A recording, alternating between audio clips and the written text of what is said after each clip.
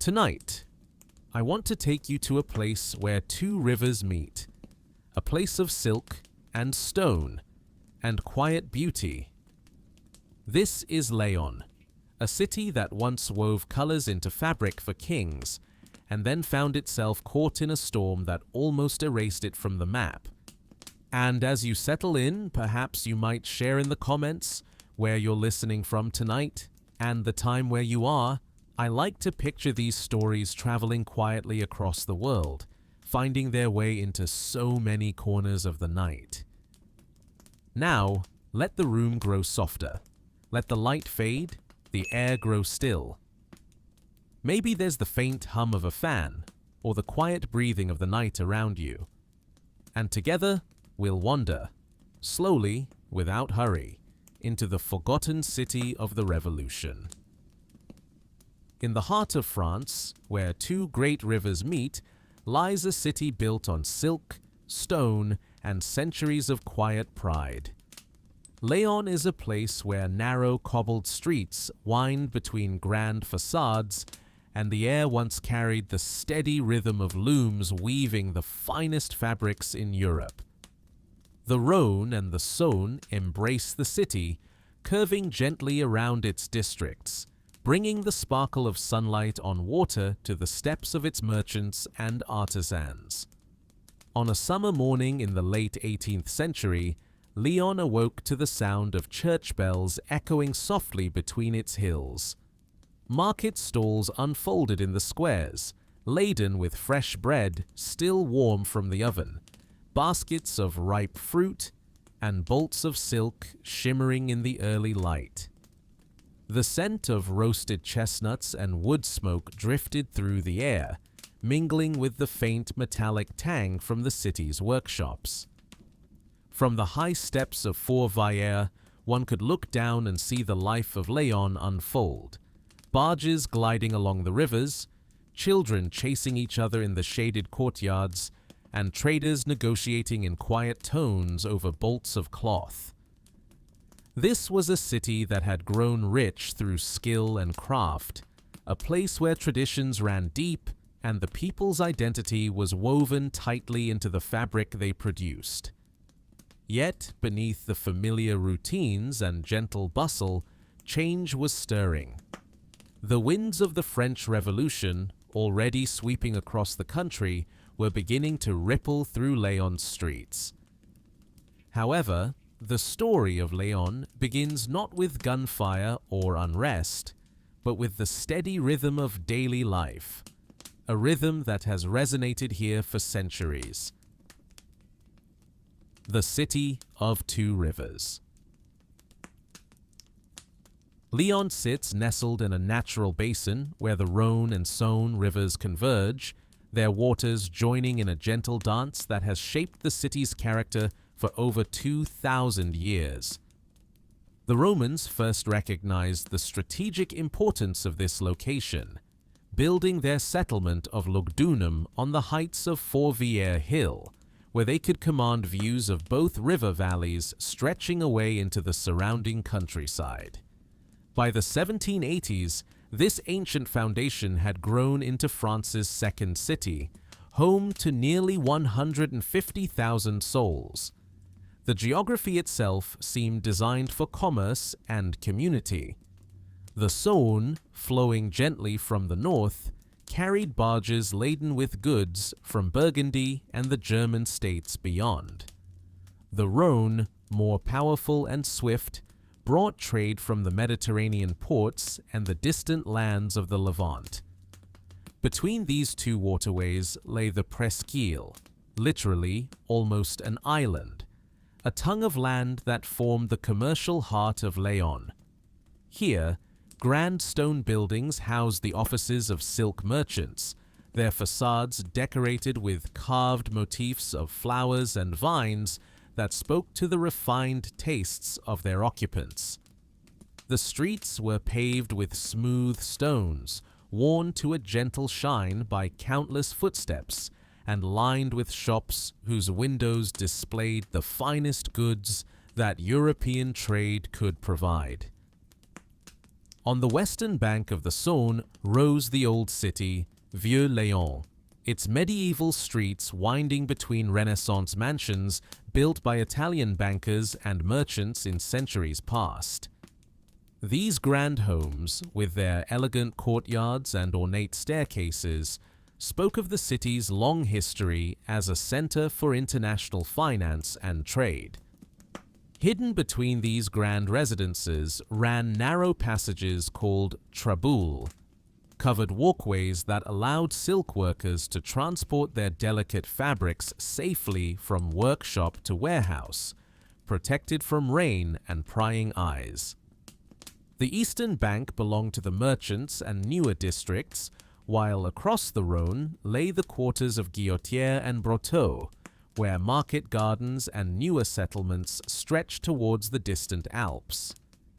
And rising above it all, dominating the skyline from the north, stood the hill of Croix-Rousse, its slopes dotted with the workshops and homes of the silk weavers who formed the backbone of Lyon's prosperity. The climate was gentle, warmed by southern winds that carried hints of the Mediterranean, yet cooled by mountain breezes from the Alps. Summers brought golden light that seemed to make the very stones of the city glow, while winters were mild enough that work could continue year-round in the countless workshops that hummed with activity from dawn to dusk. Water was abundant and clean, drawn from wells and fountains fed by underground springs. The rivers provided not only transportation, but also power for the mills that prepared silk threads and dyes. Small streams descended from the surrounding hills. Their courses were carefully channeled to supply the workshops with the fresh water essential for the delicate processes of silk production. This was a landscape that encouraged industry and craftsmanship. The rolling hills provided space for expansion, while the rivers offered connections to the wider world. The mild climate allowed for year-round work, and the abundance of water supported the intricate processes that transformed raw silk into the luxurious fabrics that adorned the courts of Europe. In the early morning light, as mist rose gently from the rivers and the first workers made their way through the cobbled streets, Lyon presented a picture of prosperous tranquility. The city's bells marked the hours with their bronze voices, calling the faithful to prayer and the workers to their tasks. Smoke rose from countless chimneys, carrying the scents of wood fires and cooking food that blended with the fresher air flowing down from the surrounding countryside. It was a place where human settlement had found its natural harmony with the landscape, where the rhythms of commerce and craft had settled into patterns as regular and comforting as the flow of the rivers themselves. The morning sun, reflecting off the water and the pale stone buildings, bathed everything in a warm light that seemed to promise that such peaceful prosperity might continue forever. But cities, like rivers, are always in motion, carrying within their flow the seeds of change that will reshape everything in time. The rhythm of daily life. As the sun climbed higher over Lyon's red-tiled roofs, the city stirred to life with the unhurried rhythm that had governed its days for generations. In the modest homes clustered on the slopes of Croix-Rousse, silk workers rose before dawn to begin their long day at the looms. These were the canuts, skilled artisans whose fingers knew every thread and whose ears could detect the slightest irregularity in their machine's steady clatter. The master weaver's day began with careful inspection of his equipment. Each loom was a marvel of wood and metal, some simple affairs for basic fabrics, others complex machines designed by the ingenious Joseph-Marie Jacquard, whose punched card system allowed a single operator to create patterns of stunning intricacy. The sound of these looms would soon fill the workshops, a rhythmic clicking and thumping that became the heartbeat of the neighborhood. In the narrow houses where families lived and worked, the distinction between home and workshop blurred completely. The main room, with its high ceiling designed to accommodate the tall looms, served as both a factory floor and a family gathering place. Here, the master weaver would work alongside his wife, his children, and perhaps an apprentice or two, their movements coordinated by years of practice and blood relations. The women of these households rose even earlier than the men, their first task to rekindle the fires that had burned low during the night. Breakfast was simple: dark bread with butter when times were good, perhaps some cheese or preserved meat, accompanied by wine diluted with water for the adults and children alike. Coffee was a luxury few could afford, though its rich aroma sometimes drifted from the grander houses below. As the morning progressed, the streets began to fill with the day's business. Young apprentices hurried between workshops, carrying bundles of silk thread or completed pieces of fabric wrapped carefully in linen cloth. Their wooden clogs echoed on the cobblestones as they navigated the steep, narrow streets that wound up the hillside. The silk merchants, the soyeux, began their day somewhat later and in considerably more comfort. In their elegant homes on the presqu'île, servants had already laid out breakfast on fine porcelain, fresh bread from the best bakers, butter from the countryside, and perhaps eggs and small delicacies purchased from vendors who brought their goods by barge from distant regions. These merchants would spend their morning hours in paneled offices, examining samples of new fabrics, calculating costs and profits, and dictating letters to correspondents across Europe. Market day brought special rhythms to Lyon streets. In the squares and along the quays, vendors arranged their wares with practiced efficiency. Farm wives from the surrounding countryside arrived before sunrise, their carts laden with vegetables still dewy from the fields, fresh eggs nested in straw, wheels of cheese wrapped in cloth, and live poultry that protested their journey with indignant squawks and cackles. The fishmongers set up near the river, their catch gleaming silver on beds of ice brought down from the mountains. Bread sellers arranged their loaves in tempting displays, each bakery's goods distinguished by subtle differences in shape and crust that regular customers could identify from across the square. The air filled with a symphony of voices, vendors calling their wares, customers haggling over prices, children begging for sweets, and the general murmur of community life. Clothing in Lyon reflected the city's relationship with fine textiles. Even the humblest silk worker took pride in appearance, though their garments were necessarily practical. Men wore dark woolen coats over linen shirts, with leather breeches that could withstand the wear of their work. Women dressed in sturdy woolen skirts and bodices, with linen caps that kept their hair clean while they worked. But even these simple clothes showed touches of quality: a bit of silk trimming, a finely woven fabric, a cut that spoke of skill and care. The merchants and their families dressed to advertise their prosperity. Fine woolen coats in fashionable cuts, silk stockings, shoes of soft leather that had never known manual labor.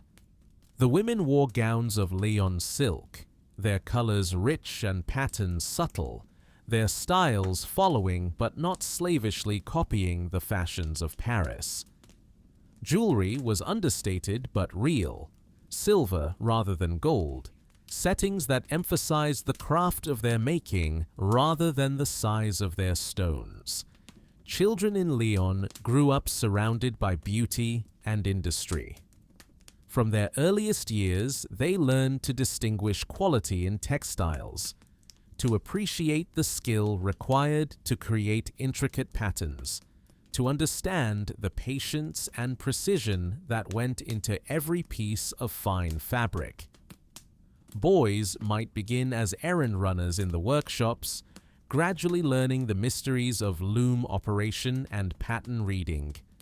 Girls learned spinning and thread preparation, skills that would serve them whether they married within the silk trade or moved on to other occupations. Education for most children was basic but practical. They learned to read and write enough to handle simple business correspondence, to calculate prices and measurements, to understand the broader world that their city's trade connected them to. The sons of merchants might attend more advanced schools, learning Latin and mathematics that would serve them in international commerce. But for most families, the workshop was school enough, and the skills learned there would support them for life. The evening hours brought their own gentle pleasures. As the looms fell silent and the day's work was secured, families gathered for their main meal. This might be a simple stew of vegetables and whatever meat the household could afford, bread and cheese, perhaps fruit when the season provided it. Wine was common, usually produced in the nearby countryside and brought to the city by the same river commerce that carried silk to distant markets. In warmer months, people spilled out into the streets and squares for evening conversation. Neighbors shared news, gossip, and the small dramas of daily life.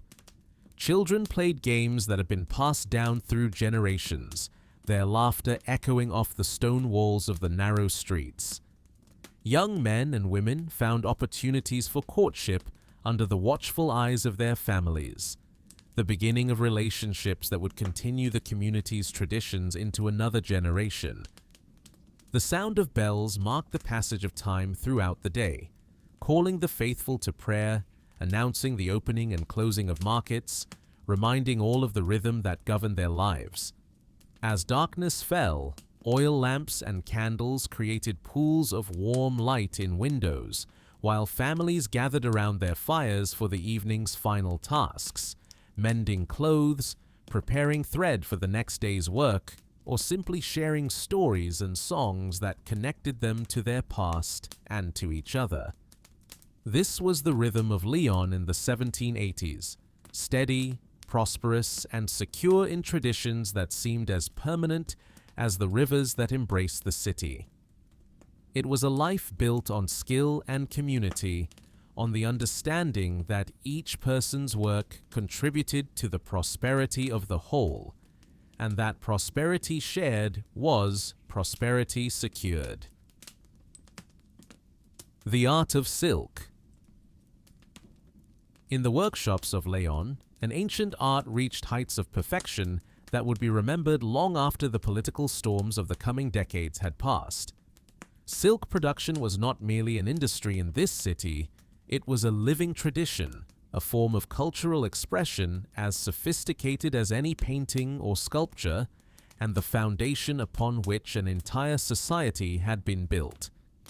The story of each piece of Lyon silk began thousands of miles away, in the distant lands of China and the Levant, where silkworms spun their cocoons on mulberry trees tended by farmers whose families had practiced this art for countless generations. The raw silk arrived in Lyon as carefully packed bundles of fine thread, having traveled the ancient trade routes that connected the Mediterranean to the Orient, carried by merchants who understood both the value of their cargo and the dangers of the journey. In Lyon's workshops, this raw material underwent a transformation that bordered on the magical. The first step was examination and sorting, a task that required years of experience to master. Expert hands would run the threads through their fingers, testing for strength, consistency, and that peculiar quality that distinguished the finest silk from the merely adequate. Different grades would be separated and assigned to different purposes. The best for the most intricate patterns, lesser qualities for simpler work. The preparation of silk for weaving was an art in itself. Threads had to be cleaned, twisted to the proper tension, and dyed to exact specifications. Lyon's dyers were masters of their craft, capable of producing colors so vivid and permanent that fabrics they created centuries ago still retain their brilliance today. The secrets of their formulas were closely guarded, passed from master to apprentice in workshops that had operated for generations. Red came from cochineal insects brought from the New World, a color so rich and deep it seemed to glow within a fire. Blue was extracted from indigo plants, producing shades that ranged from the pale color of summer sky to depths that rivaled the midnight heavens. Yellow derived from weld and saffron, green from a careful combination of blue and yellow dyes, and purple, the most prized of all colors, from a complex process that few dyers had fully mastered. The actual weaving required skills that took decades to perfect. A master weaver could look at a pattern drawn on paper and understand instinctively how to translate it into the complex series of thread movements that would create the design on his loom. Simple patterns might be completed in a few days, but the most elaborate creations, fabrics destined for royal palaces or wealthy churches, could take months of patient work. The jacquard loom, introduced early in the century, had revolutionized the industry. Using a system of punched cards that controlled which threads were raised or lowered with each pass of the shuttle, it allowed a single operator to create patterns of unprecedented complexity. The cards themselves were works of art, each representing hours of careful calculation and planning by designers who understood both the mathematical principles underlying textile patterns and the aesthetic requirements of their wealthy clients. In the workshops, the sound of looms created a rhythmic symphony that varied with the complexity of the work being done. Simple tabby weaves produced a steady, hypnotic beat, while complex figured silks required constant adjustments and careful attention to the pattern. Experienced weavers developed an almost musical sense of their craft, able to detect the slightest irregularity in the sound of their machines. The patterns created in Lyon reflected both international influences and distinctly French tastes. Chinese motifs, dragons, phoenixes, flowering branches, remained popular, but Lyon's designers had developed their own vocabulary of decoration. Flowers rendered with botanical accuracy, architectural elements borrowed from classical antiquity, and abstract patterns that seemed to capture the mathematical harmonies of music all found expression in silk. Some of the most prized fabrics featured metallic threads, real gold and silver wire wrapped around silk cores, that caught and reflected light with every movement.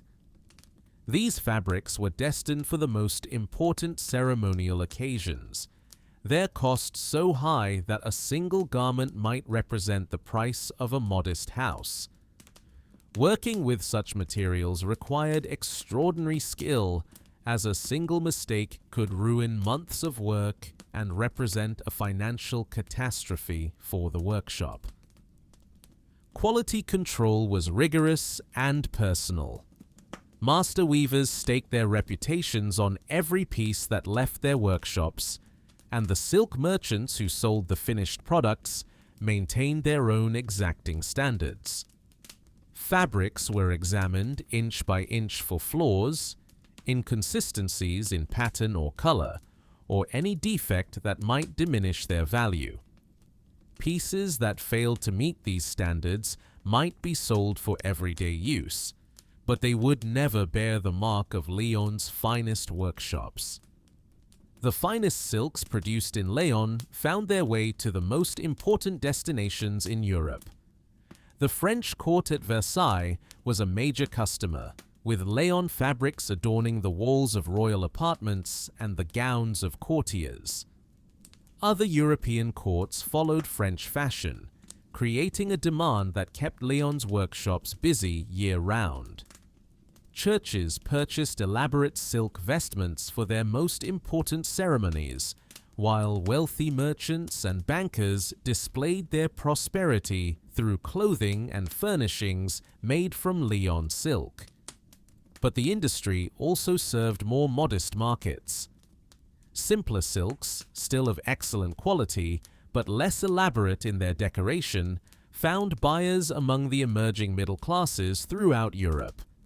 These fabrics allowed people of modest means to participate in the luxury that fine textiles represented, creating a broader market that supported the industry's continued growth. The workshops themselves were marvels of organization and efficiency. In the larger establishments, different stages of production were carried out in separate rooms, pattern making in well-lit studios, dyeing in chambers with good ventilation, weaving in halls designed to accommodate dozens of looms operating simultaneously. Smaller workshops might combine all these functions in a single space, but they maintained the same attention to detail and quality that characterized the industry as a whole. Apprentices began their training early, often while still children, learning first to prepare threads and simple tasks before gradually being introduced to the mysteries of actual weaving. The progression from apprentice to journeyman to master was carefully regulated, with traditional ceremonies marking each stage of advancement. Masters took pride in their apprentices' accomplishments, understanding that the survival of their traditions depended on passing their knowledge to the next generation. Women played crucial roles in silk production, though their contributions were often less visible than those of the master weavers.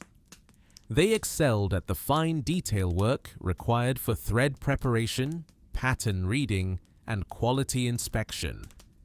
Many were skilled in embroidery and decorative work that enhanced finished fabrics. In family workshops, the wife often managed the business side of operations, keeping accounts, dealing with customers, and ensuring that orders were completed on time. The guild system that governed the industry maintained standards while protecting the livelihoods of established producers. Membership in the guild required demonstration of skill and payment of fees, but it also provided security and mutual support. Guild members had the exclusive right to produce certain types of fabrics, and the guild itself maintained relations with merchant groups and government authorities that affected the trade. As the 1780s progressed, Lyon's silk industry represented the height of European textile production.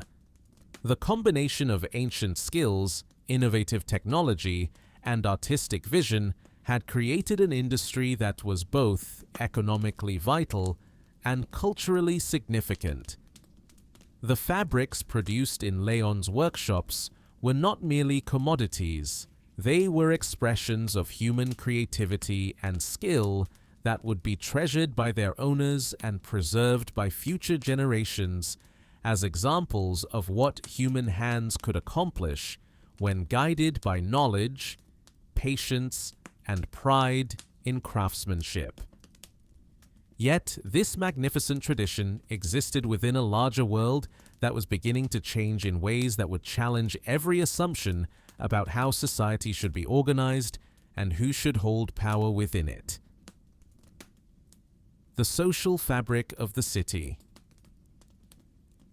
Lyon in the 1780s was a city where social distinctions were as carefully woven as the silk fabrics that made it famous. Yet these distinctions operated within a framework of mutual dependence that created a relatively stable and prosperous community. Unlike the rigid hierarchies of rural France, where birth determined destiny with little opportunity for change, Lyon offered pathways for advancement that rewarded skill, industry, and business acumen. At the apex of this social structure stood the great silk merchants, the soyeux, whose wealth rivaled that of nobles and whose influence extended far beyond the city's boundaries. These families had often risen from humble origins, their fortunes built over generations through careful attention to quality, shrewd business dealings, and the cultivation of relationships with customers across Europe. Their grand houses on the Presqu'île displayed their prosperity without ostentation. Elegant architecture, fine furnishings, and the subtle luxury that came from daily contact with beautiful objects. The merchant families formed a close-knit community, intermarrying and creating business partnerships that strengthened their collective position. They sponsored charitable works, supported the arts, and maintained the civic institutions that kept Lyon functioning smoothly. Their children received fine educations, often traveling to Paris or other European capitals to learn languages and customs that would serve them in international trade. Below the great merchants came a substantial middle class of smaller traders, skilled craftsmen, professional men, and minor officials. These included the master weavers who owned their own looms and workshops, shopkeepers who served the daily needs of the community, lawyers who handled the legal complexities of international commerce, and physicians who cared for the health of prosperous families. This middle class enjoyed a comfortable standard of living, security for their children, and the respect that came from useful work well done. The master weavers occupied a particularly important position in this hierarchy. Though they worked with their hands, their skills commanded genuine respect, and their economic position, while modest compared to the great merchants, was secure and respectable. Many owned their workshops and homes, employed assistants and apprentices, and could provide their children with education and opportunities for advancement. The most successful might eventually become small merchants themselves, dealing directly with customers and expanding their operations. The journeymen and skilled workers formed the backbone of Lyon's industrial workforce. These were men and women who had completed their apprenticeships and mastered their trades, but had not yet achieved the independence of owning their own workshops. They might work for master weavers, merchants, or in the larger workshops that were beginning to emerge as the industry expanded. Their position was secure as long as they maintained their skills and reputation, and many could look forward to eventual advancement to master status. Apprentices and young workers represented the city's future.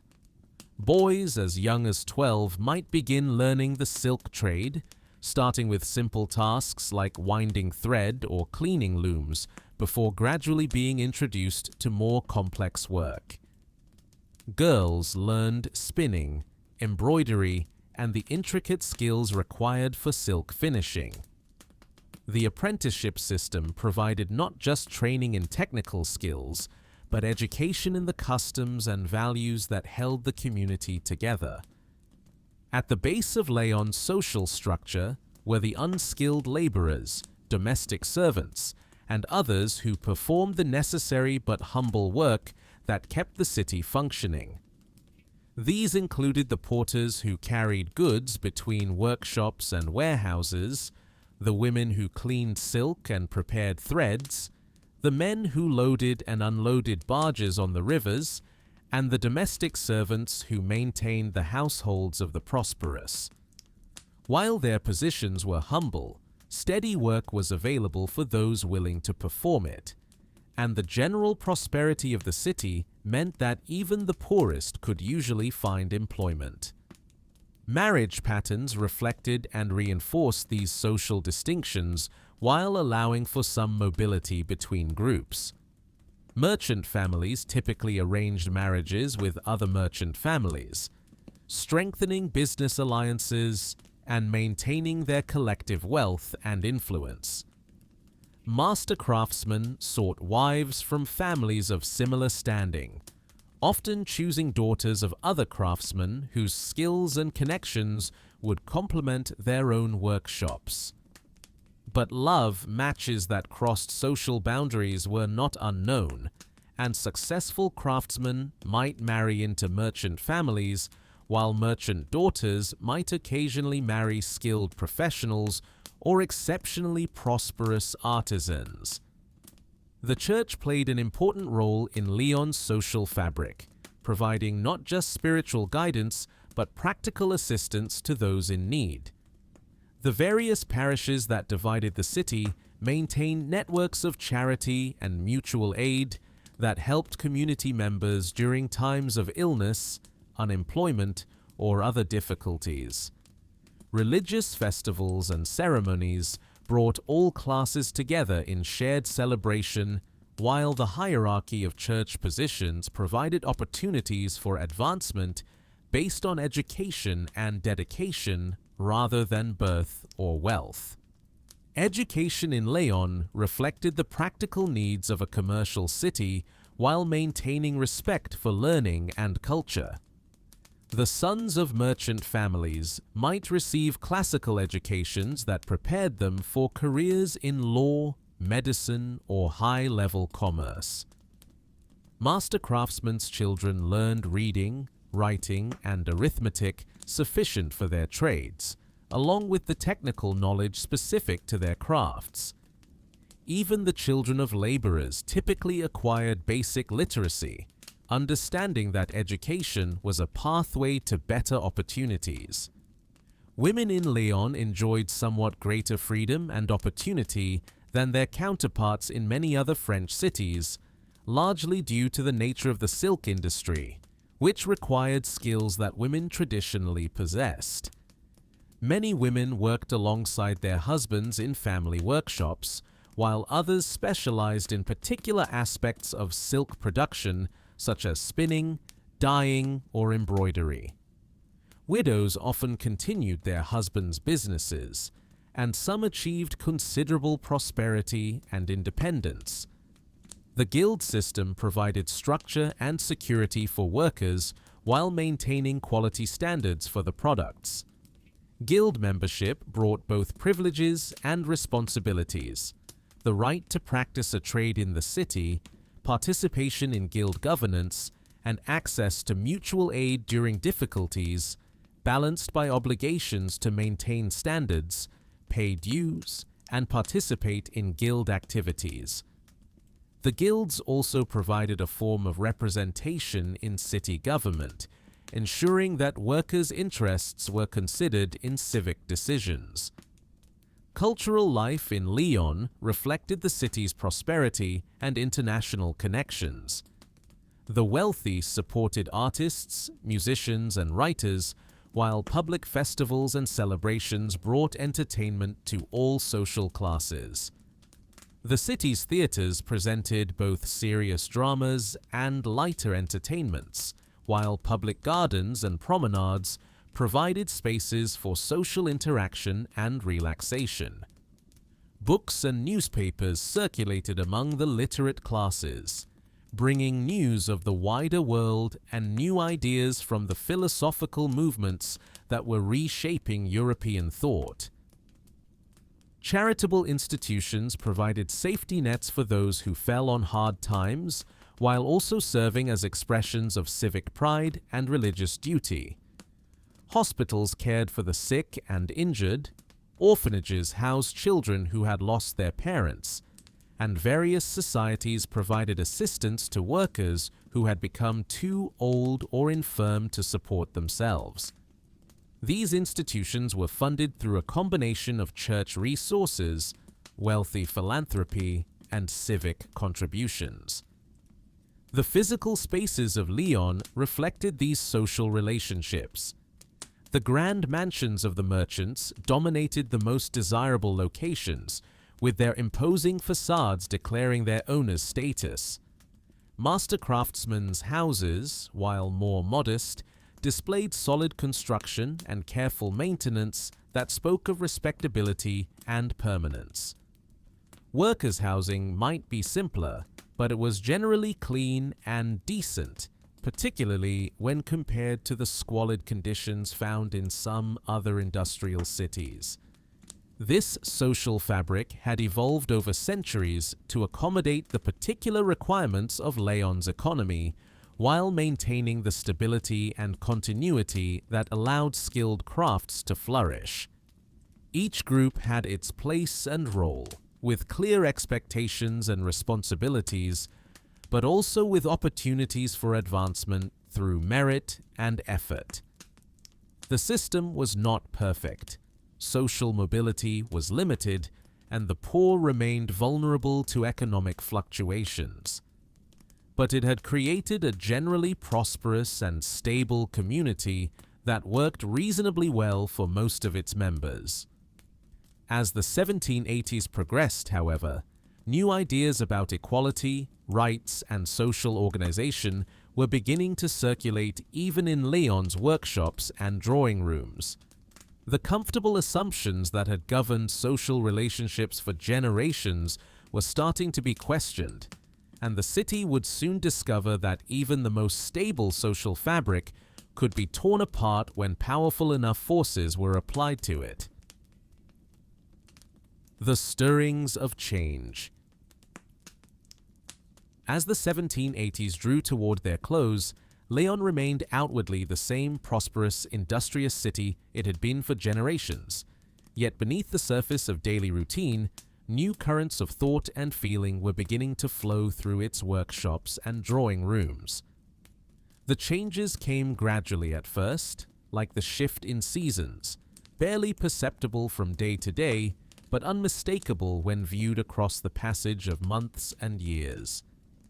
The economic pressures that affected all of France touched Lyon as well, though the city's prosperity provided some protection from the worst effects. The silk trade continued to flourish, supported by steady demand from wealthy customers across Europe. But even in Lyon's workshops, families noticed the gradual increase in the cost of bread, wine, and other necessities. The master weavers found their profit margins squeezed as the merchants, facing their own pressures, negotiated more aggressively over prices. News from the outside world filtered into Lyon through the networks of commerce that connected the city to capitals across Europe. Merchants returning from business trips to Paris, London, or Vienna brought reports of political discussions and economic theories that challenged traditional assumptions about how society should be organized. Letters from business correspondents contain not just commercial information, but observations about public mood and political developments. The ideas of the Enlightenment, which had been circulating among educated Europeans for decades, began to find a broader audience in Lyon as literacy spread and books became more accessible. The works of Voltaire, with their sharp criticism of religious authority and social privilege, found readers among the merchant class who had built their fortunes through merit rather than birth. Rousseau's writings about natural equality and the social contract were discussed in the coffee houses where businessmen gathered to exchange news and opinions. These intellectual influences combined with practical grievances to create a growing sense that change was both necessary and inevitable. The silk workers, despite their general prosperity, resented the arbitrary nature of guild regulations and the privileges enjoyed by the great merchants. They had skills that were in demand across Europe, yet they remained dependent on the decisions of men whose primary qualification was inherited wealth rather than demonstrated ability. The merchant class, for their part, chafed at the restrictions imposed by traditional regulations and the privileges claimed by the nobility. They had created Lyon's prosperity through their own efforts, yet they were excluded from the highest levels of society and government by accidents of birth. The emerging ideas about merit-based advancement and equality before the law appealed to men who had succeeded through their own talents and efforts. Religious questions also began to create divisions within Lyon's community. The Catholic Church had long been a unifying force in the city, providing social services, education, and spiritual guidance while maintaining traditions that connected Lyon to its past. But the Church's wealth and privileges, its resistance to reform, and its alliance with the traditional authorities created resentment among those who were beginning to question all forms of inherited authority. The city's Protestant minority, descendants of Huguenots who had survived the persecutions of earlier centuries, found themselves in an increasingly complex position. They had prospered in Lyon's tolerant commercial environment, but they remained excluded from full civic participation and subject to various legal disabilities. The growing discussion of religious liberty and equality of rights offered hope for full acceptance, but also raised questions about their loyalty to traditional French institutions. Young people in Lyon, as elsewhere in France, were particularly receptive to new ideas.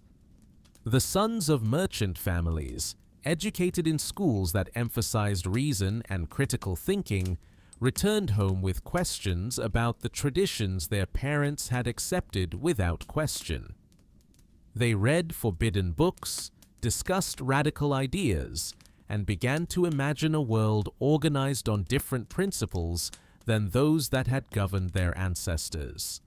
The guild system, which had provided stability and security for generations of workers, began to seem increasingly rigid and restrictive to young craftsmen who saw opportunities in a more open economy. The traditional progression from apprentice to journeyman to master, which had once seemed natural and inevitable, now appeared to some as an artificial barrier that limited individual achievement and economic growth. Women, too, began to question their place in Lyon's social order. The silk industry had always provided opportunities for female participation, but legal and social restrictions still limited women's independence and authority. The new ideas about natural rights and human equality raised questions about why such restrictions should continue to exist, particularly for women who demonstrated skill and intelligence in their work. The economic theories that were gaining currency throughout Europe challenged the traditional understanding of trade and manufacturing. The idea that free competition, rather than guild regulation, might produce better results began to find supporters among Lyon's manufacturers. The notion that individuals pursuing their own interests might collectively serve the public good better than traditional systems of control and regulation appealed to merchants who had succeeded through their own initiative. International events also influenced thinking in Lyon. The American Revolution, with its proclamation that governments derive their authority from the consent of the governed, provided a practical example of Enlightenment principles being put into practice. The success of the American experiment encouraged those who believed that similar changes might be possible in France, while the economic disruption caused by French support for the Americans created practical pressures for reform. The financial crisis that gripped the French monarchy in the 1780s had particular implications for Lyon. The city's prosperity depended on political stability and the maintenance of trade relationships that could be disrupted by governmental chaos. Yet, the monarchy's inability to solve its financial problems through traditional means suggested that more fundamental reforms might be necessary, reforms that could affect every aspect of French society. As word spread that King Louis XVI had agreed to call the Estates General for the first time in over a century and a half, excitement and anticipation rippled through Lyon's community. Here was an opportunity for voices outside the traditional nobility and clergy to be heard in the highest councils of the kingdom. The elections for representatives to the Third Estate became occasions for articulating grievances and proposing reforms that went far beyond the immediate financial crisis. The cahiers de doléances, the lists of grievances and suggested reforms that each district was asked to prepare for the Estates General, revealed the depth of dissatisfaction that had been building beneath Lyon's prosperous surface. Master weavers called for the abolition of guild restrictions that limited their freedom to practice their trades. Merchants demanded equality before the law and an end to the privileges that gave unfair advantages to the nobility. Workers sought protection from arbitrary dismissal and the right to organize for mutual aid and protection. Yet even as these new ideas gained currency, the fundamental rhythms of Lyon's life continued much as they had for generations. The looms still clattered in their workshops, the markets still filled with goods from across Europe, and families still gathered around their fires in the evening to share the day's news and concerns. The changes that were coming would be revolutionary in their scope and consequences, but they grew out of practical concerns and human desires that were as old as the city itself. In Lyon, as in much of France, revolution came not as a sudden explosion, but as the culmination of gradual changes in thinking and feeling that had been building for years. The city's merchants and craftsmen were not radical revolutionaries seeking to destroy the foundations of civilization, but practical people seeking reforms that would allow their skills and energies to flourish without unnecessary restrictions. They wanted equality of opportunity, not equality of result, and they believed that a more rational organization of society would benefit everyone, not just themselves. The stage was being set for events that would transform not just Lyon, but all of France. Yet in 1788, as families prepared for winter and workshops completed the year's orders, few could have imagined how thoroughly their world was about to change. The revolution, when it came, would arrive in Lyon not with the dramatic gestures that marked its beginning in Paris, but with the careful deliberation that characterized a city built on silk, craft, and centuries of accumulated wisdom about the delicate art of weaving threads into patterns of lasting beauty. Revolution comes to Lyon. The year 1789 arrived in Lyon with the promise of spring and the uncertainty that comes with long-awaited change. Word of the dramatic events in Paris reached the city through the merchants' correspondence and the reports of travelers. But Lyon's response to the revolution was characteristically measured and deliberate. This was a city accustomed to calculating risks and benefits, where decisions were made carefully and with attention to their long-term consequences. The storming of the Bastille on July 14th sent ripples of excitement and concern through Lyon's workshops and drawing rooms. While Parisians celebrated in the streets, Lyon's citizens gathered in smaller groups to discuss what this dramatic gesture might mean for their own community. The fall of the ancient fortress was symbolically powerful, but practical people wondered what would follow and how it would affect their own lives and livelihoods. Lyon's version of revolutionary enthusiasm was quieter, but no less significant.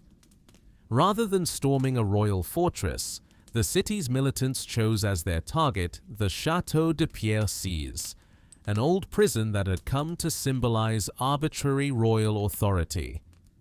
The taking of this fortress was accomplished with little violence, more of a ceremonial occupation than a military assault, but it served the same symbolic purpose as the more dramatic events in the capital. The establishment of a new municipal government proceeded with the orderly deliberation that characterized Lyon's approach to most significant changes. The old authorities, representing royal power and traditional privileges, stepped aside with relatively little resistance, understanding that the tide of change was too strong to oppose directly. In their place emerged a coalition of merchants, master craftsmen, and professional men who had long felt excluded from meaningful participation in the city's governance. The early months of the revolution brought changes that many in Lyon welcomed.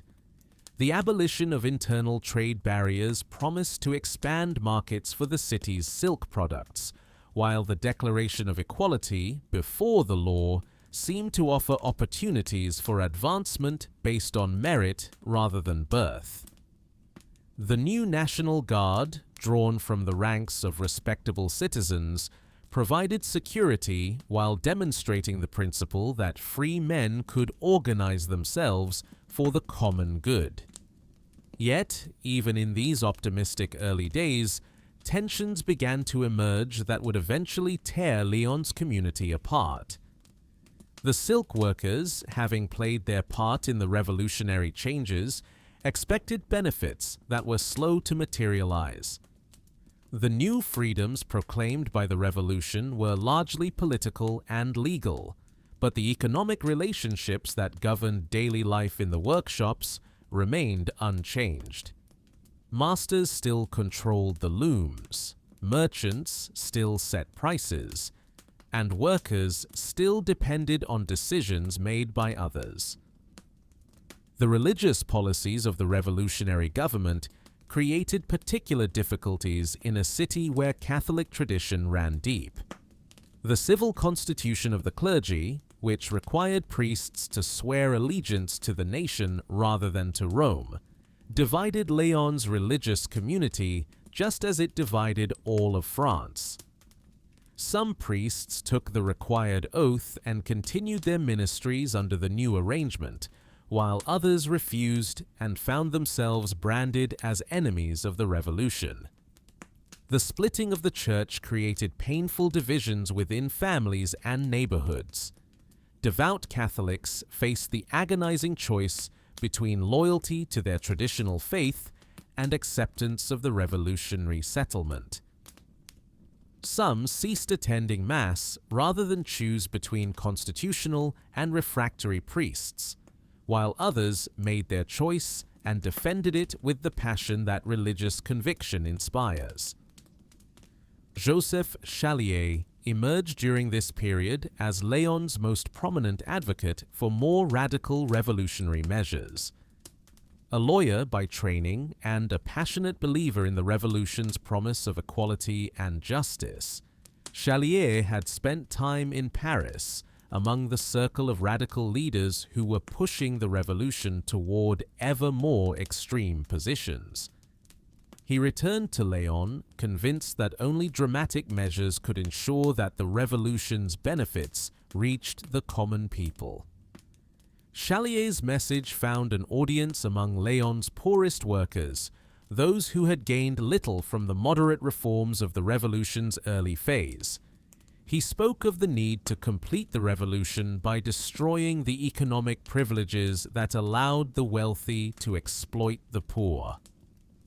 His speeches in the clubs and societies that had sprung up throughout the city were passionate appeals for justice, equality, and the brotherhood of all citizens. But Chalier's radicalism frightened many of Lyon's citizens who had initially supported the revolution.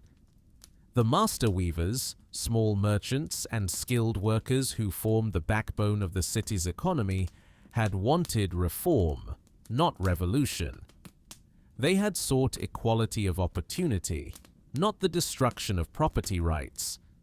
They had hoped for a more rational and just society, not the overthrow of all traditional institutions. The evolution of the revolution in Paris toward more extreme positions created increasing concern in Lyon. Reports of the September massacres, the trial and execution of the king, and the rise of leaders who seemed to regard moderation as treason, convinced many Lyonnese that the revolution had gone far beyond what they had originally supported. The very success of their own moderate revolution in Lyon now seemed threatened by the radical direction of events in the capital. The outbreak of war with the European monarchies in 1792 brought new pressures and complications to Lyon's situation. The city's prosperity depended on international trade, which was disrupted by the military conflicts that spread across Europe. Orders for luxury silks declined as royal courts and wealthy aristocrats fled from advancing revolutionary armies. The workshops that had hummed with activity for generations began to fall silent as demand disappeared and raw materials became difficult to obtain. Military demands on Lyon's resources increased as the war expanded. The city was required to provide supplies, equipment, and manpower for the revolutionary armies, straining the local economy and creating new tensions between different groups within the community. Young men were drafted into military service, removing skilled workers from the workshops at a time when the industry was already struggling with reduced demand. The political atmosphere in Lyon became increasingly polarized as the revolution in Paris moved toward its most extreme phase. Chalier and his supporters, calling themselves the True Patriots, demanded ever more aggressive measures against those they identified as enemies of the people. Their opponents, who had once proudly called themselves revolutionaries, now found themselves branded as moderates, traitors, or worse. The establishment of the Committee of Public Safety in Paris and the beginning of what would be called the Reign of Terror created a crisis for Lyon's governing coalition. The moderate leaders who had guided the city through the early years of the revolution found themselves caught between the demands of radical militants in their own city and the increasingly extreme expectations of the national government. When Chalier and his allies finally seized control of Lyon's government in March 1793, they moved quickly to implement the radical policies they had long advocated. A public guillotine was erected in the Place Bellecour as a symbol of revolutionary justice and a warning to those who might oppose the new order. Revolutionary committees were established to monitor the loyalty of citizens and identify enemies of the people. The 80 days of Chalier's rule marked the height of revolutionary extremism in Lyon. Traditional authorities were swept away, property rights were questioned, and the very foundations of the city's social and economic order were challenged. The moderate revolutionaries who had initially supported political change found themselves targets of suspicion and persecution. Yet Lyon's character as a city of merchants and craftsmen proved resistant to the most extreme revolutionary measures. The skills and relationships that sustained the silk industry could not be easily replaced by revolutionary enthusiasm. The international networks that brought raw materials and carried finished products to markets across Europe required stability and trust that radical politics could not provide. The resistance to Chalier's extremism grew gradually, drawing support from unexpected quarters. Master weavers who had initially welcomed the revolution's promise of equality found common cause with merchants who opposed the destruction of property rights. Constitutional priests who had accepted the early religious reforms joined with moderate Republicans who feared the direction the revolution was taking. The coalition that finally overthrew Chalier in May 1793 represented a broad cross-section of Lyon's community united by opposition to extremism rather than agreement on positive goals. They acted not from counter-revolutionary sentiment, but from a conviction that the revolution had betrayed its own promises of liberty, equality, and justice. The trial and execution of Chalier in July 1793 marked Lyon's definitive break with the radical revolution emanating from Paris. Judge Jean-Jacques Ampère, in pronouncing the death sentence, spoke for a community that had concluded that moderation was not treason but wisdom, and that the protection of lives and property was not counter-revolution but civilization. Chalier's last words from the scaffold proved prophetic. "My death will cost this city dear." Even as the blade fell, Republican armies were already gathering to punish Lyon for its defiance of the national government. The moderate revolution that had succeeded in overthrowing extremism would soon face a test that would determine whether Lyon's vision of rational, limited change could survive in an age of revolutionary absolutes. The city that had hoped to chart its own course through the revolutionary storms was about to discover that, in times of radical change, neutrality and moderation are luxuries that practical circumstances may not permit. The siege and its trials. August 1793 brought an ominous stillness to the countryside surrounding Lyon, broken only by the distant sound of marching feet and the rumble of artillery being positioned on the surrounding hills. General Kellerman, the hero of Valmy, who had once saved the early revolution from foreign invasion, now led an army of 40,000 men against fellow Frenchmen whose crime was refusing to accept the most extreme interpretation of revolutionary virtue. The sight from Lyon's walls was sobering for those who witnessed it. Republican banners stretched across the horizon like storm clouds, while the glint of cannon and bayonets in the summer sunlight served as constant reminders of the force arrayed against the city. Many families who had remained through the political turmoil of recent months now gathered their most precious possessions and joined the streams of refugees seeking safety in distant towns and villages.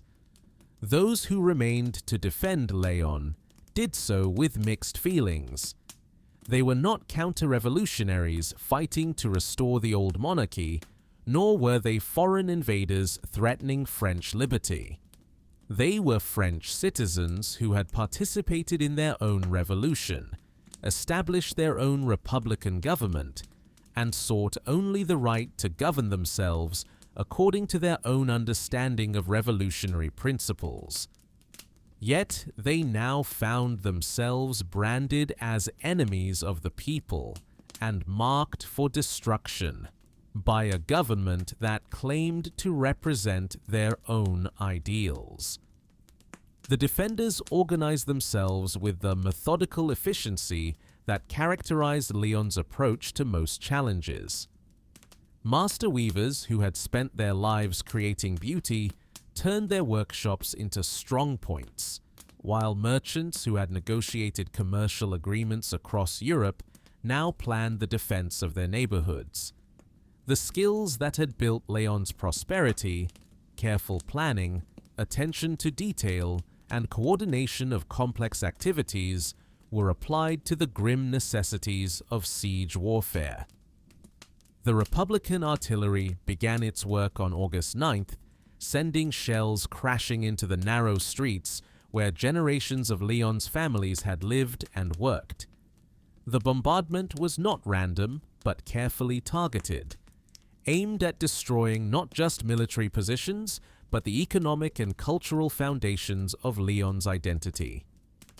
Silk warehouses, merchant palaces, and workshop districts all came under fire, as if the besiegers sought to erase the very memory of what the city had been. The sound of cannon fire became the new rhythm that governed daily life in the besieged city. Families learned to recognize the whistle of incoming shells and the crash of collapsing buildings. Children who had once played in sunny courtyards now spent their days in cellars and basements, while their parents ventured out only when absolutely necessary to search for food or tend to essential business. Food became an increasingly urgent concern as the siege tightened. Lyon had always depended on trade with the surrounding countryside and regions farther away for much of its sustenance. The city's prosperity had allowed its citizens to enjoy a varied diet, with goods brought by river and road from across France and beyond. Now, the Republican forces controlled all the approaches to the city, cutting off the supply lines that had sustained the population. The hidden passages that had once carried silk through the city now served as shelters and supply routes for the defenders. These traboules, with their covered walkways and concealed entrances, provided some protection from the artillery bombardment while allowing communication between different parts of the city. Civilians learned to navigate routes they had never known existed, while defenders used them to move supplies and reinforcements without exposing themselves to enemy fire. As weeks passed, the shortages became more severe. Bread, which had always been available in Lyon's markets, became scarce and expensive. Meat virtually disappeared, except for the occasional horse or other animal that could be slaughtered to provide protein for the defenders. Even water became a concern, as some of the sources that had supplied the city were cut off or contaminated by the bombardment. The silk workshops, which had defined Lyon's character for centuries, fell silent one by one. Some were destroyed by artillery fire, their delicate looms reduced to splinters, and their carefully maintained supplies of thread scattered by explosions. Others were abandoned as their workers were drafted into military service or fled the city. The rhythmic clacking that had provided Lyon's heartbeat for generations was replaced by the irregular crash of cannon fire and the occasional crack of musket shots. Medical care became increasingly difficult as the siege wore on. The city's physicians and surgeons, many of whom had never treated battle wounds, found themselves overwhelmed by casualties from the bombardment. Medicines became scarce, while the unsanitary conditions created by the siege encouraged the spread of disease. Injuries that might have been easily treated in peacetime became life-threatening when proper care was unavailable. Children suffered particularly during the siege, their young minds struggling to understand why their familiar world had been transformed into a place of danger and privation. Many had nightmares about the sound of cannon fire, while others seemed to adapt with the resilience that children sometimes display in the face of circumstances beyond their comprehension. Schools had closed, and normal childhood activities were suspended as families focused on the basic requirements of survival. The psychological pressure of the siege was as difficult to bear as the physical hardships. Families were separated as some members fled while others remained, leaving behind uncertainty about the fate of loved ones. The constant threat of death or injury created a tension that wore down even the strongest spirits. Neighbors who had lived peacefully together for years sometimes turned against each other under the stress of shared danger and diminishing resources. Yet the siege also revealed qualities of courage and solidarity that might have remained hidden in more peaceful times. Families shared their meager supplies with neighbors in greater need. Strangers risked their lives to help rescue victims from bombed buildings. Communities organized themselves to care for orphaned children and elderly residents who could not care for themselves. Religious faith provided comfort for many during this trial, though even this was complicated by the divisions that had split Lyon's churches. Some found solace in traditional Catholic observances, while others turned to the civic religion of revolutionary patriotism. Many simply sought whatever spiritual guidance they could find regardless of its official status or political implications. As September turned to October, it became clear that the city could not hold out much longer. The defenders, despite their courage and determination, were vastly outnumbered and outgunned. Food supplies were nearly exhausted, ammunition was running low, and the constant bombardment had taken a terrible toll on both buildings and morale. The arrival of autumn weather added new hardships, as families struggled to stay warm without adequate fuel or shelter. Negotiations for surrender began in early October, conducted with the dignity that both sides hoped to maintain despite the bitterness of their conflict. The defenders sought guarantees for the safety of civilians and amnesty for those who had participated in the rebellion, while the Republican commanders demanded unconditional surrender and the submission of the city to the authority of the national government. On October 9, 1793, after 62 days of siege, Lyon's gates opened to admit the Republican army. The soldiers who entered were disciplined and well-equipped, representing the military might of a revolution that had successfully defended itself against the monarchies of Europe. Behind them came the political commissioners who would determine the fate of the city and its inhabitants. The surrender marked the end of Lyon's attempt to chart its own course through the revolutionary storms. The moderate vision that had guided the city's leaders, the hope that political change could be combined with economic prosperity and social stability, had been tested in the crucible of siege warfare and found wanting. But the true consequences of Lyon's defeat would become apparent only in the days and weeks that followed, as the victors began to implement their vision of revolutionary justice. The city that had once been France's prosperous second city now lay at the mercy of men who believed that mercy itself was a betrayal of revolutionary principles. The Reckoning. The Republican army that entered Lyon on October 9, 1793, came not as liberators, but as instruments of revolutionary justice. Behind the disciplined soldiers marched the political commissioners who would oversee what they termed the punishment of a city that had dared to resist the will of the people as interpreted by their representatives in Paris. The very streets that had once echoed with the sounds of prosperous commerce now trembled under the boots of men carrying lists of those marked for retribution. Georges Couthon arrived from Paris, his paralyzed legs requiring assistance to move, but his revolutionary zeal needing no support.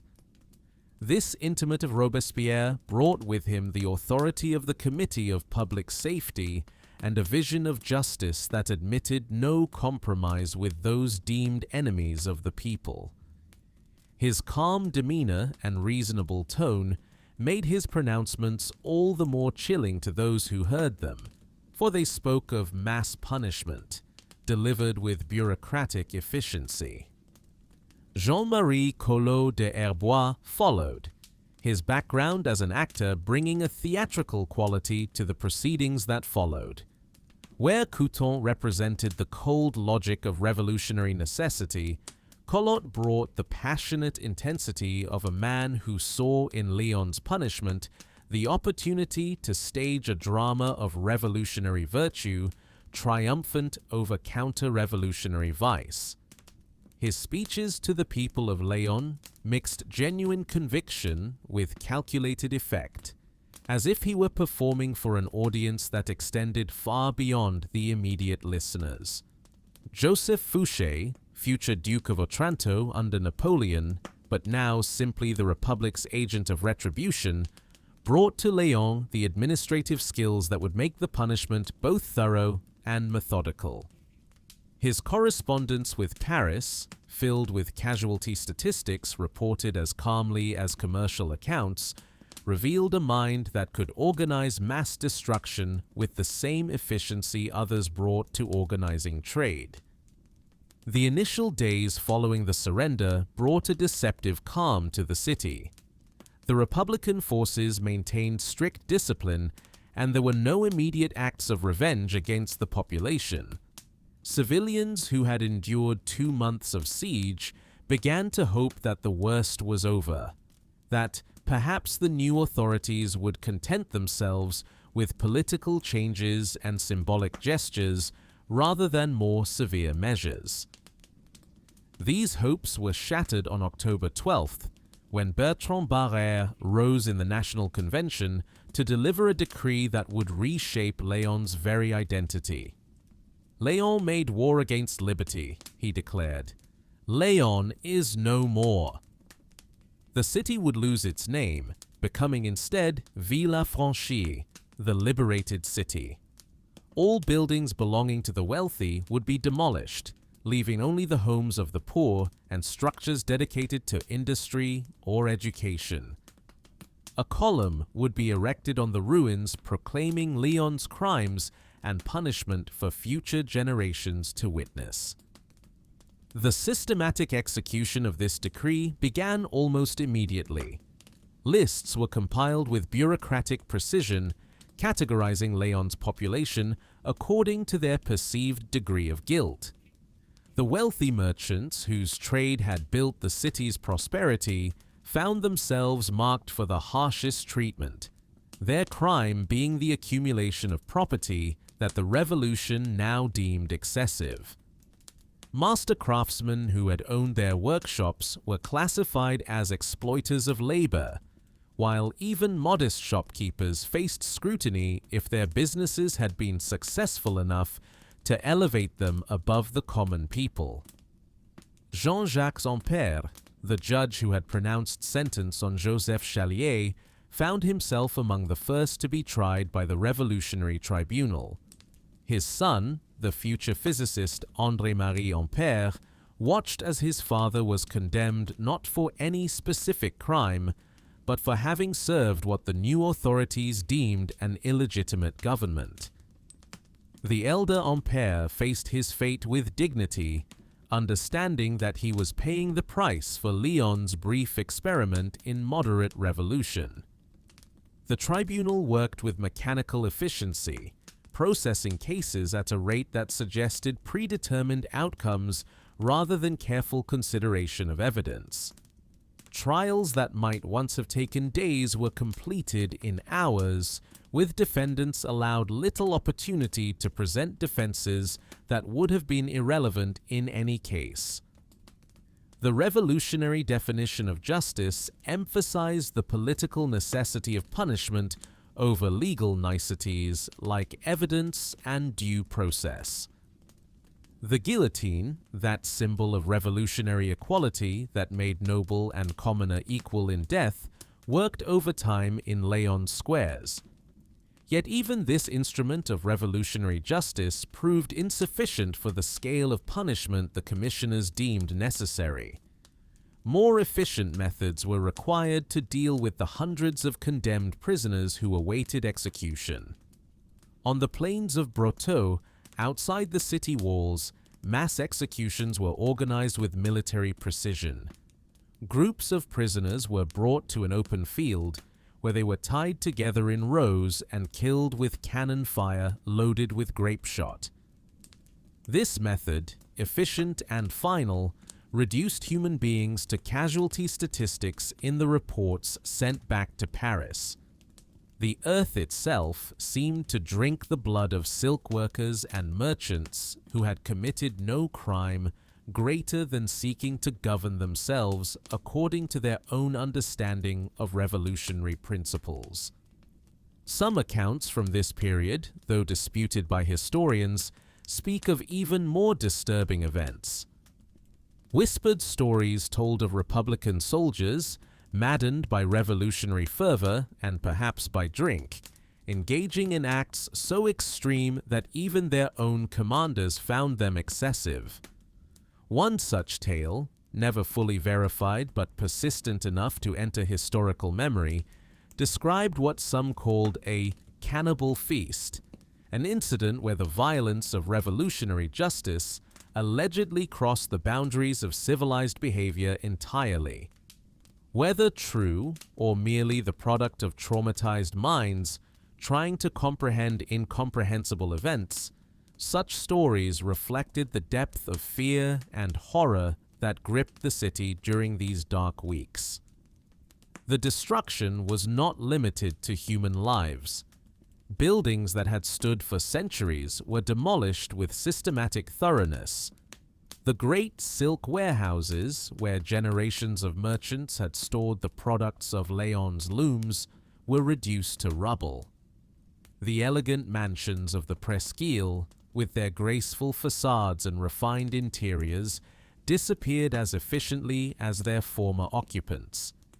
Even churches and religious buildings faced destruction if they were associated with the old order or deemed symbols of superstition rather than reason.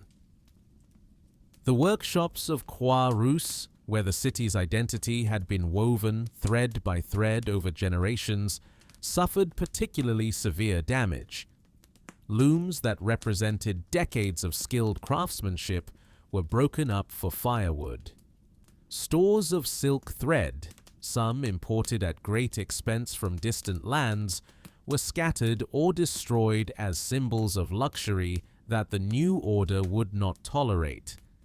The very tools and knowledge that had made Lyon prosperous were being systematically eliminated. Families that had lived in Lyon for generations found themselves not only bereaved, but effectively erased from the community's memory.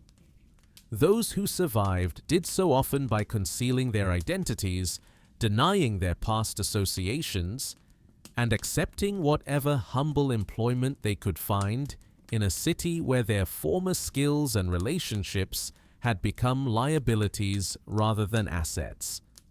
The hidden passages that had once carried silk through Lyon now concealed desperate families attempting to avoid the attention of the authorities. These traboules, with their narrow walkways and concealed entrances, provided temporary refuge for those whose names appeared on the lists of suspects, but who had not yet been apprehended. Some managed to escape the city entirely, joining the streams of refugees who sought safety in regions where the revolution's reach was less thorough. Children orphaned by the executions faced uncertain futures in a city where traditional support networks had been destroyed. Some were taken in by surviving relatives or neighbors, while others became wards of the revolutionary government, which promised to raise them as proper citizens of the new order. The psychological trauma of witnessing the destruction of their families and communities would mark an entire generation of Lyon's children. Women who had lost husbands to the revolutionary tribunals faced the challenge of survival in a transformed city where their former social positions meant nothing and might actually be dangerous to acknowledge. Many were forced to take whatever work they could find, often in conditions far more difficult than anything they had experienced before. The revolution's promise of equality between the sexes proved hollow when practical survival required accepting whatever opportunities existed. The economic disruption caused by the executions and destruction extended far beyond the immediate victims. The international trading networks that had sustained Lyon's prosperity for centuries were severed when the merchants who had maintained them were eliminated. Customers across Europe, uncertain about the city's future and the reliability of its new government, took their business elsewhere. The skills and knowledge accumulated over generations of silk production were lost when their possessors were killed or fled. By the time the worst of the repression ended in the spring of 1794, Lyon had been transformed beyond recognition. The city that had once boasted nearly 150,000 inhabitants was reduced to barely 100,000. Entire neighborhoods had been demolished, while others stood empty because their former residents were dead or in exile. The prosperity that had made Lyon France's second city had been systematically destroyed in the name of revolutionary virtue. Yet even in this devastation, signs of resilience began to appear. In hidden cellars and abandoned buildings, a few looms continued to operate, tended by survivors who refused to let their skills disappear entirely. The knowledge of silk production, passed from master to apprentice over centuries, could not be completely erased by revolutionary decree. Like seeds waiting for favorable conditions, the traditions that had defined Lyon lay dormant but not dead, ready to sprout again when circumstances permitted. The revolution that had promised to remake French society according to rational principles had succeeded in destroying much of what made Lyon unique, but it had also demonstrated the limits of political power to transform human nature and social reality. The merchants and craftsmen who survived would remember these lessons as they slowly began the work of rebuilding their city and their lives. Aftermath and memory. The spring of 1794 arrived in Lyon with an ironic gentleness, as if nature sought to heal with new growth the wounds that human passion had inflicted on the city. The cherry trees that lined some of the surviving streets bloomed as they always had, indifferent to the human dramas that had played out beneath their branches. Children who had lived through the siege and its aftermath emerged from their hiding places to discover a world transformed beyond recognition, yet still touched by the eternal rhythms of seasons and growth. The fall of Robespierre in Paris brought an end to the most extreme phase of revolutionary government throughout France, and Lyon began the slow, painful process of emerging from its ordeal. The agents of the terror departed, taking with them the apparatus of mass surveillance and summary execution that had governed the city for months. In their place came more moderate officials, men who spoke of reconciliation and reconstruction rather than continued punishment. The city that emerged from this dark period bore little resemblance to the prosperous center of commerce and craft that had existed only a year before. Entire districts lay in ruins, their buildings reduced to piles of stone and timber that would take years to clear away. The population, reduced by death and flight, moved through streets that seemed too wide and empty, echoing with the absence of voices that would never be heard again. Yet life, with its irrepressible tendency to continue despite the worst that human beings can inflict upon each other, began to reassert itself in small ways. Markets reopened, though with fewer vendors and simpler goods than before. Workshops started operating again, though with fewer looms and less skilled workers than in the past. Families began the work of rebuilding their lives, taking account of their losses and determining what could be salvaged from the wreckage of their former existence. Marie Dubois, now an elderly widow whose husband Antoine had perished in the executions at Brotteaux, represented the quiet heroism of those who chose to remain and rebuild rather than flee to easier circumstances elsewhere. Her small workshop, damaged but not destroyed during the siege, became a gathering place for other survivors who possessed fragments of the knowledge needed to resume silk production. Her trembling hands, which had once prepared threads for the finest fabrics in Europe, now taught young people the basic skills that would allow the industry to survive. The restoration of Lyon's silk industry proceeded slowly and with great difficulty. The international connections that had sustained the trade for centuries had been severed when the merchants who maintained them were eliminated.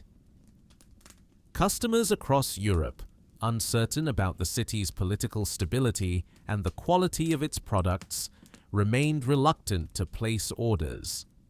The specialized skills required for the finest work had been lost with the craftsmen who possessed them, and training new workers was a process that could not be hurried.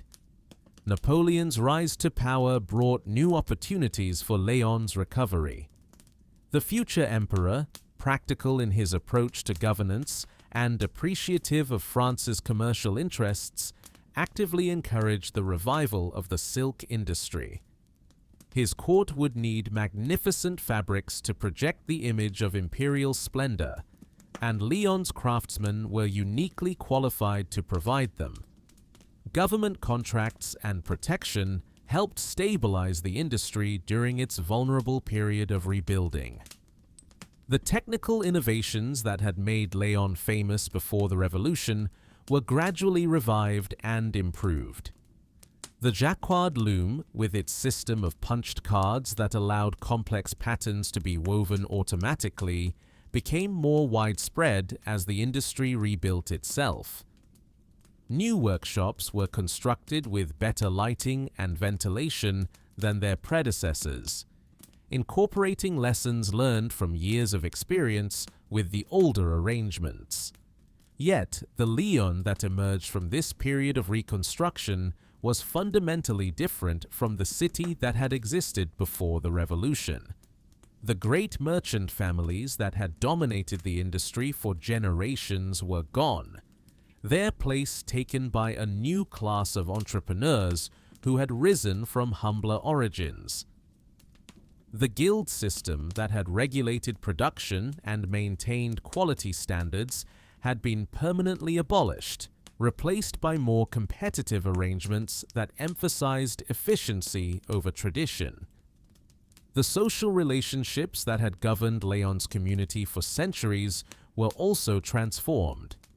The careful hierarchies that had provided stability and identity were replaced by more fluid arrangements based on economic success rather than inherited position.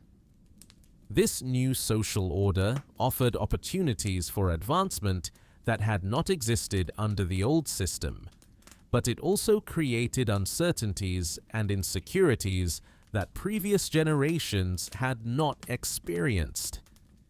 The memory of the revolution's excesses became a defining element of Lyon's identity in the decades that followed. Families preserved stories of relatives who had perished in the executions, while communities maintained informal memorials to neighborhoods that had been destroyed.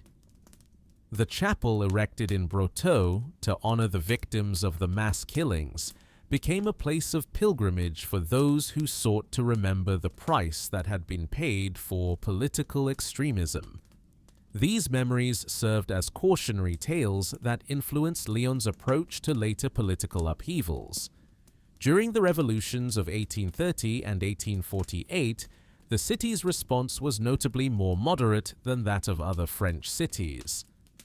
The lessons learned during the Terror convinced many Lyonnais that political change, however necessary, should be pursued through gradual means rather than revolutionary violence. The silk workers' revolts of 1831 and 1834, while significant in the history of labor relations, were conducted with a restraint that reflected the memory of earlier, more extreme conflicts. The Canuts who took to the streets in those later years sought economic justice and political representation, but they carefully avoided the rhetoric of class warfare and social revolution that had proven so destructive in the 1790s. Religious life in Lyon also bore the permanent marks of the revolutionary experience. The Catholic Church, which had been such a unifying force in the old city, never fully recovered its previous authority and influence. The divisions created by the civil constitution of the clergy and the persecution of refractory priests left lasting scars that affected religious practice for generations. Many families developed a more private, less institutionally dependent form of faith that emphasized personal devotion over public observance. The physical reconstruction of Lyon proceeded over many decades, with new buildings rising on the foundations of those that had been destroyed. The architects and planners involved in this work created a city that was in many ways more rational and efficient than its predecessor, with wider streets, better sanitation, and more modern conveniences. Yet something ineffable was lost in this process: the accumulated character that comes from centuries of gradual development, the layers of history that give a place its unique identity. The traboules that had sheltered both silk and refugees during the siege were preserved and became one of Lyon's most distinctive features. These hidden passages, linking buildings and neighborhoods in ways that outsiders could not easily comprehend, became symbols of the city's ability to maintain connections and continuity despite political upheavals. Tourists in later centuries would explore these passages with wonder, perhaps sensing but not fully understanding the history they contained. Cultural memory proved more durable than buildings or institutions. The techniques of silk production, transmitted from master to apprentice across generations, survived the revolution's attempts at destruction. The aesthetic sensibilities that had made Lyon's fabrics famous throughout Europe were preserved in the minds and hands of craftsmen who passed them on to their successors. The pride in workmanship and attention to quality that had defined the city's character emerged intact from the ordeal of revolution and reconstruction. As the 19th century progressed, Lyon regained its position as one of Europe's most important centers of silk production, though it never again achieved the dominance it had enjoyed before the revolution. The industry adapted to changing technologies and markets, embracing mechanization while maintaining the traditions of quality and craftsmanship that distinguished Lyon silk from competitors elsewhere. The city's experience during the revolution also contributed to broader historical understanding of the period's significance and limitations. The destruction visited upon Lyon demonstrated that revolutionary idealism, when taken to extremes, could become as oppressive as the traditional authorities it sought to replace. The lesson that power, regardless of its stated principles, required restraint and accountability became part of the political wisdom that shaped France's later development. By the mid-19th century, visitors to Lyon could walk through streets that showed few obvious signs of the trauma the city had endured decades earlier. New buildings housed prosperous families, workshops hummed with activity, and markets displayed goods from across Europe and beyond. Yet those who knew the city's history could read in its architecture and layout the story of destruction and renewal that had shaped its modern character. The revolution had sought to create a new world based on reason, equality, and human perfectibility. In Lyon, this attempt had largely failed, destroying much that was valuable while creating little that was better. Yet the experience had also revealed human capacities for endurance, adaptation, and renewal that were perhaps more precious than any political achievement. The city that emerged from the revolutionary crucible was different from what had existed before, but it was recognizably Lyon, a place where human skill and creativity continued to transform simple materials into objects of beauty, where communities formed and reformed around shared work and common hopes, where the future was built upon foundations that no amount of political upheaval could completely destroy. The Eternal City. Evening settles gently over modern Lyon as our story draws to its close, the lights of the city reflecting off the same rivers that have witnessed so much of human drama across the centuries. The Rhône and Saône continue their ancient dance, carrying the reflections of contemporary bridges and buildings, just as they once carried the barges that brought silk and prosperity to this place where two waters meet. In the workshops that still operate in the neighborhoods of Croix-Rousse, the last traditional silk weavers continue their craft, their modern looms descendants of the machines that once filled the city with their rhythmic song.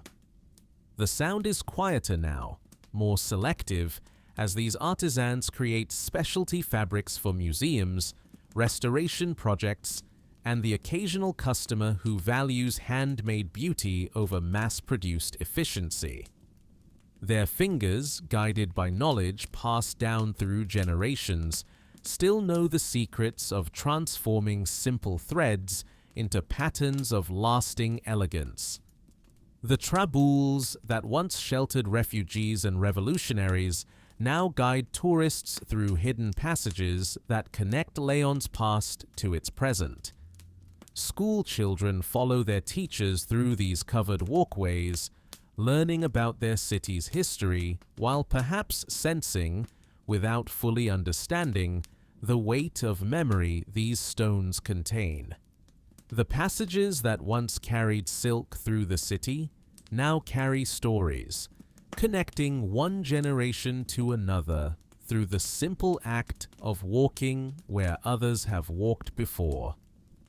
In the quarter of Brotteaux, apartment buildings and office complexes occupy ground that once witnessed events too terrible for easy memory. A small chapel preserves the remains of those who died there, but most residents of the modern city pass by without pausing to consider what happened on this peaceful ground more than 2 centuries ago. The earth that once absorbed the blood of Lyon's citizens now supports gardens and playgrounds where children play in the sunshine, their laughter a testament to time's power to heal even the deepest wounds. The Basilica of Fourvière, rising above the city like a monument to faith's endurance, overlooks a landscape transformed beyond the recognition of those who built it. Where once there were medieval streets and Renaissance mansions, modern Lyon spreads across the valley floor and up the surrounding hills. Glass and steel rise alongside stone and timber, creating a cityscape that speaks of continuity and change, of traditions preserved and adapted rather than simply abandoned.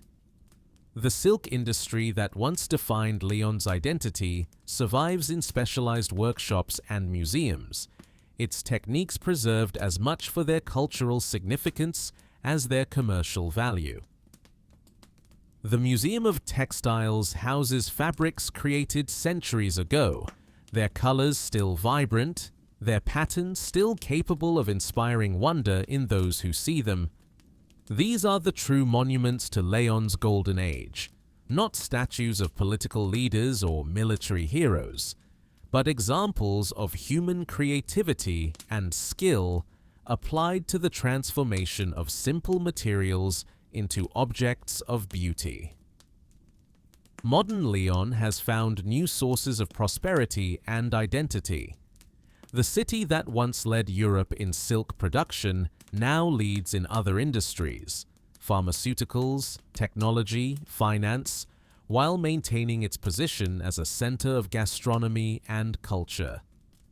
The entrepreneurial spirit that once drove silk merchants to build trading networks across Europe now motivates innovators who seek to solve contemporary challenges through science and technology.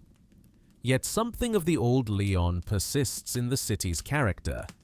The attention to quality, the pride in craftsmanship, the understanding that true prosperity comes from creating value rather than simply extracting it, these qualities survive in new forms and new industries.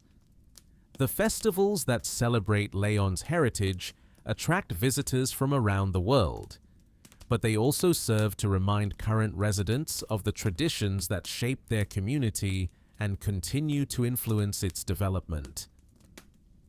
The revolutionary period that once threatened to destroy Lyon entirely has been integrated into the city's understanding of itself. The events of 1793 are remembered not with bitterness, but with the kind of complex recognition that comes from historical perspective. The victims are honored, the lessons are preserved, and the experience has become part of the wisdom that guides the community's response to new challenges and opportunities. The university students who fill Lyon's cafes and libraries today study the French Revolution as a historical phenomenon, analyzing its causes and consequences with the detachment that academic distance provides. Yet they live in a city where the revolution's effects remain visible for those who know how to read the signs. In the layout of certain neighborhoods, in the architectural styles that reflect different periods of reconstruction, in the cultural institutions that embody lessons learned from past extremes. The silk workers' descendants who still live in Lyon have found new occupations suited to a modern economy, but many retain a connection to their ancestral craft. Some work in the museums that preserve silk-making traditions, others in the luxury goods industries that still value handmade quality, and still others in fields entirely removed from textiles but marked by the same attention to precision and beauty that characterized their forebears. The merchant families that survived the revolution's upheavals evolved into new forms of commercial enterprise, their descendants becoming bankers, industrialists, and entrepreneurs who continue to connect Lyon to global markets. The international perspective that once made Lyon a center of European silk trade now serves the city's role in modern global commerce, while the understanding of quality and value that sustained the silk industry continues to influence business practices in contemporary sectors. Religious life in Lyon reflects the complex legacy of the revolutionary period's challenges to traditional faith. The Catholic Church remains an important presence in the city, but it coexists with other traditions and with the secular institutions that emerge from the revolutionary experience. The theological discussions that once divided communities into constitutional and refractory camps have given way to more subtle questions about faith's role in a pluralistic society. The Rhône and Saône continue their journey toward the Mediterranean, carrying with them the waters that have witnessed every chapter of Lyon's long story. The rivers that once powered the mills that prepared silk threads now generate electricity for a modern city. The quays that once bustled with barges carrying goods from across Europe now host pleasure boats and cultural events that celebrate the waterway's continuing importance to Lyon's identity. Children growing up in contemporary Lyon learn about their city's history in schools that emphasize both its achievements and its tragedies. They visit the museums that preserve silk-making traditions, explore the traboules that connect past and present, and participate in festivals that celebrate Lyon's cultural heritage.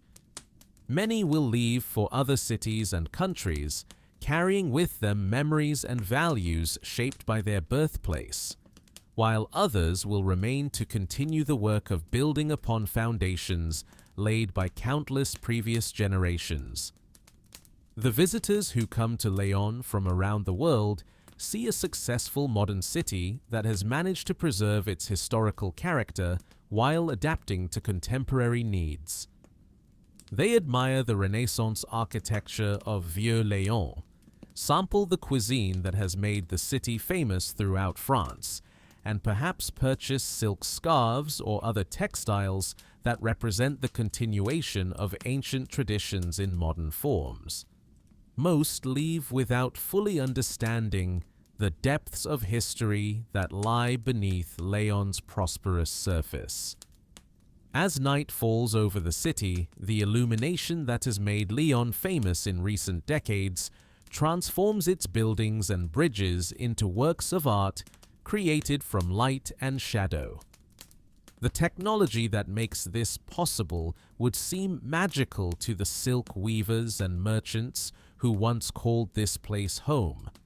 Yet, the aesthetic sensibility that guides the lighting design reflects the same appreciation for beauty and craftsmanship that characterized Lyon's golden age. In the quiet hours before dawn, when the city's streets are nearly empty and the rivers flow silently between their banks, Lyon rests with the peace that comes from having survived the worst that history can offer and having found ways to build something better from the ruins of what was lost.